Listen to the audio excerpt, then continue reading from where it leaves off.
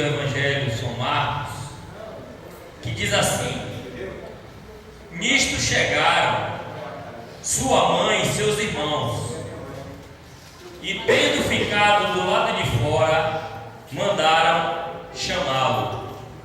Muita gente estava sentada ao redor dele, e lhe disse: olha tua mãe, olha teus irmãos e irmãs, estão lá fora à tua procura. Então Jesus lhes respondeu, dizendo: quem é minha mãe e meus irmãos? E, correndo olhar pelo que estava sentado ao redor dele, ele disse: eis aqui a minha mãe e os meus irmãos.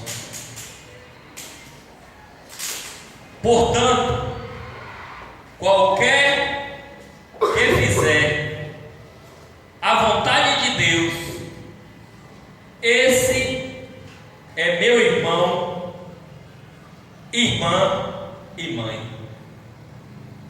Então Jesus aqui, ele estava falando que ele veio para cá para formar uma família, a família de Deus, a família que vai morar no céu, a família que ele veio comprar. Ele comprou uma família para ele, uma família lavada e remida no seu sangue, que foi vertido na cruz. E tem alguns requisitos para se fazer parte desta família. E Jesus ensinou algumas coisas interessantes que devemos entender, aprender e praticar. Tem alguns versículos na Bíblia que nos ensina de como ser parte. Jesus já foi dizendo aqui, portanto, qualquer que fizer a vontade de Deus, este é minha família. Então, para se fazer, somos todos. Deus criou, quando criou um, ele disse: façamos o homem a nossa imagem e semelhança. Então Deus nos criou.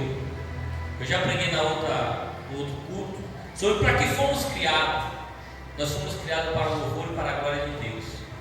Só que o homem, ele decaiu e houve uma separação. Mas Jesus Cristo veio e morreu, e de novo reconstruiu essa ponte que separava o homem de Deus. Então foi através de um homem, Adão, entrou o pecado, e através do outro homem, Jesus, que se fez carne, 100% Deus, 100% homem, se fez carne, veio a esta terra, e mesmo sem ter pecado, ele morreu como um pecador. Para quê? Para nos substituir, porque por um entrou o pecado, só por um poderia entrar a redenção, o sacrifício.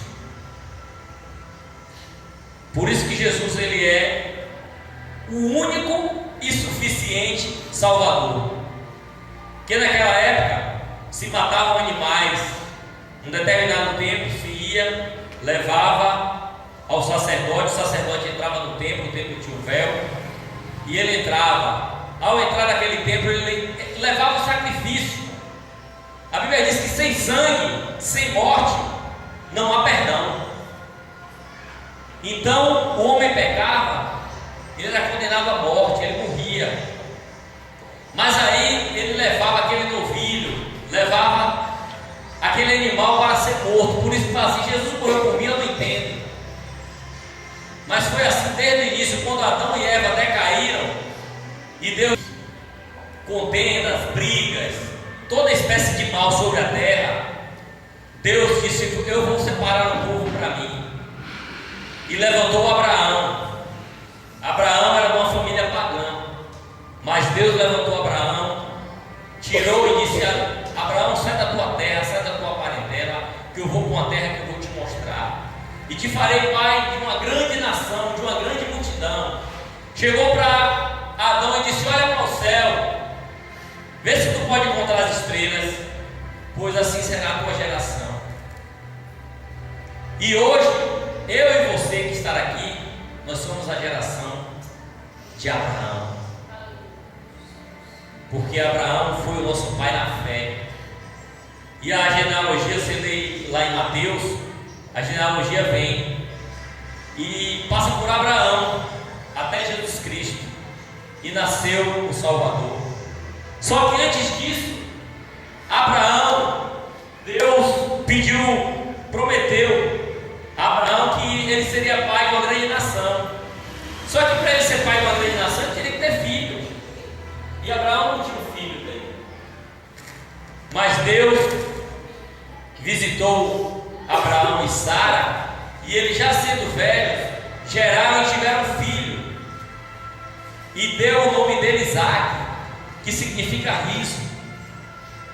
Então ali chegou o riso de Abraão, chegou a promessa de Deus na vida de Abraão, que foi Isaque. Só que um certo dia, Deus chega para Abraão e pede o seu filho. Pede: Abraão, eu quero o teu filho em holocausto. Eu quero o teu filho como sacrifício. Deus pede que faça só a vontade dele. E a vontade dele, ela é pura, perfeita e agradável. Alguém te pediu uma coisa boa, te pediu uma coisa perfeita, te pediu uma coisa agradável, é sacrifício para você? Não é. Mas Deus pediu Isaque, o filho, pediu a alegria de Abraão. A alegria dele era Isaque, tanto que o nome Isaque significa riso. Abraão, eu vou tirar o riso de você, vou tirar o sorriso, vou tirar a sua felicidade. Mas Deus queria dar um grande exemplo para a gente. Por isso que no livro de Hebreus 11 repete mais uma vez ali: porque Abraão pela fé, porque Abraão pela fé, porque Abraão pela fé. Várias passagens. Deus confirma essa fé de Abraão. Então naquele momento, a Isaque chega para Abraão e disse: meu pai, está aqui a lenha, está aqui o cutelo, e cadê o cordeiro? E Abraão disse: Deus preparará o cordeiro. E aí naquele momento que Deus pegou aquele cutelo, levantou o braço e ia fazer o que Deus tinha pedido a ele, Deus disse: para, Abraão, pode parar, eu só queria ver a tua fé, não precisa mais dar o teu filho Isaque como sacrifício. E naquela hora que ele olhou, tinha um cordeiro, apareceu um cordeiro ali para morrer no lugar de Isaque. Então a gente vê Deus providenciando o cordeiro para livrar um. Então Deus é o que se preocupa com um. Aí você diz: mas eu estou só tem eu. Aí Jesus disse: não, mas eu estou providenciando o teu milagre. E apareceu um cordeiro para morrer por Isaque. Aí mais na frente o povo multiplica, Isaque tem seu filho Jacó, aí Jacó tem os seus filhos. E um dos filhos de Jacó é José, muitos conhecem. Muitos anos que eles passaram no Egito. E aí eles dominavam a terra lá. Só que aí, ao passar do tempo, levantou um faraó que não lembrava mais de José, da história de José. José já tinha morrido. Mas aquele povo, Deus tinha um plano. Deus prometeu a Abraão que ele daria uma terra e daria um povo a ele. E Deus e aquele povo estavam sofrendo e clamaram a Deus querendo liberdade. Eles já estavam vivendo como escravos. Eles estavam lá na época de José como dominando o lugar, e depois passaram a ser escravos. Então quantos hoje estão no mundo como escravos? Aí Deus disse: agora vai, Moisés, libertar meu povo. Aí Deus manda Moisés ir lá e dizer: prepara aquele povo. Aí foi quando foi celebrada a primeira Páscoa. Diz assim: ó, pega este povo e mata um cordeiro. Lá em Êxodo 12 conta essa história, que um cordeiro tinha que ser morto sangue daquele cordeiro morto que fosse matado ali no Egito, o sangue seria passado nos umbrais da porta.